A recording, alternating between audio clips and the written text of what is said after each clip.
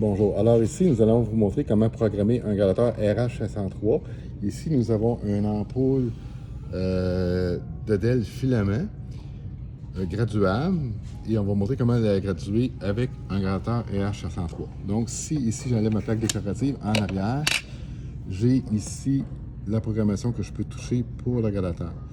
Si je mets mon gradateur on, et je fais les connexions électriques et tout, ou je paye sur le câble, c'est comme si je ferais un reset. C'est la même chose que si je fais les connexions et je remets le breaker. Il se fait en réalité, il reset le gradateur. Il va faire deux lectures. On voit le petit DEL ici flasher.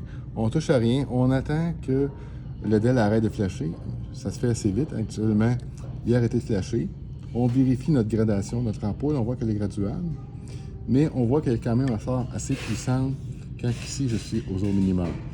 Pour le changer, on peut ici peser sur le bouton CAL pendant environ 20 secondes. On fait tout simplement attendre que notre LED témoin bleu flash. On le voit flasher ici. On a 12 niveaux dans l'intensité minimum. Si je pèse un coup, je suis ici au premier niveau. Mais comme vous voyez, l'ampoule n'allume pas encore. Il manque de courant dessus. On va remonter le courant. On le met au niveau 2. Puis on attend. On voit que l'ampoule au niveau 2, elle vient de fonctionner. Comme je vous ai expliqué, on a 12 niveaux. Je peux aller au niveau 3, 4, 5, 6, 7, 8, 9, 10, 11, 12, 1, 2. Comme on a dit, le niveau 2 était l'idéal.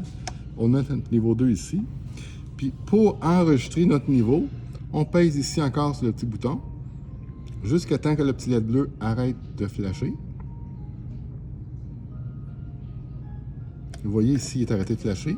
Fait que si on vérifie notre curseur, ici, on a notre minimum. Notre ampoule reste allumée très faible.